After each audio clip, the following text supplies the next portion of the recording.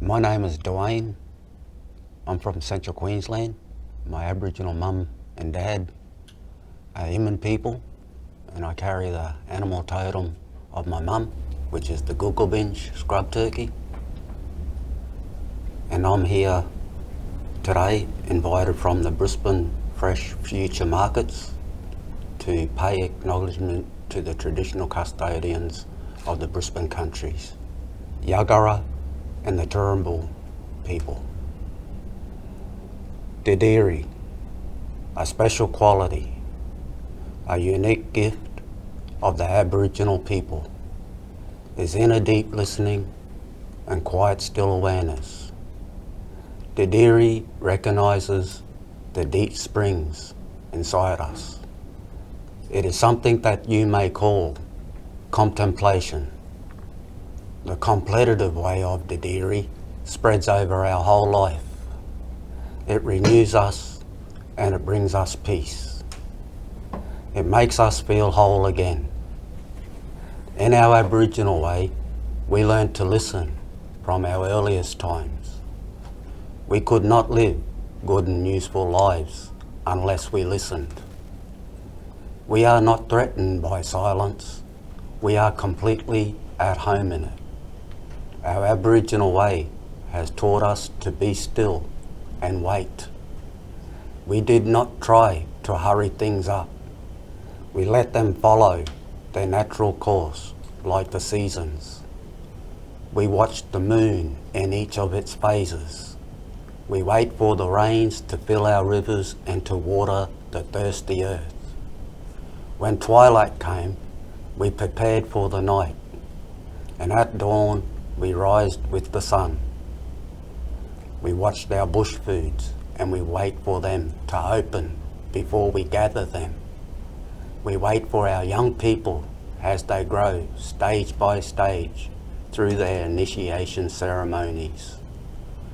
When a relation dies, we live a long time with the sorrow. We own our own grief and we allow it to heal slowly. We wait for the right time for our ceremonies and meetings. The right people must be present and careful preparations must be made. We don't mind waiting because we want things to be done with care. Sometimes many hours will be spent painting the body before an important ceremony. We don't worry.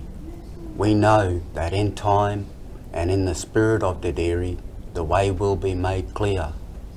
We hope that the people of Australia will wait, not so much waiting for us to catch up, but waiting with us as we find our own place in this world. Our people are used to the struggles and the long waitings. We still wait for the white people to understand us better.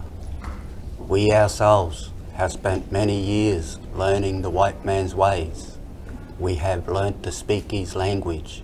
We have listened to what he has to say. This listening and learning should go both ways. We would like people of Australia to take time and listen. We are hoping people will come closer, and we keep longing for the things that we have always hoped for: respect and understanding. We are like the tree standing in the middle of bushfire. Sweeping through the timber, the leaves are scorched and the tough bark is scarred and burnt. But inside the tree, the sap is still flowing, and under the ground, the roots are still strong. Like the tree, we have endured the flames and we still have the power to be reborn. We know that our white brothers and sisters carry their own particular burdens. We believe that if they let us come to them, if they open up their minds and hearts to us, we may lighten their burdens. There is a struggle for us, but we have not lost our spirit of Didiri.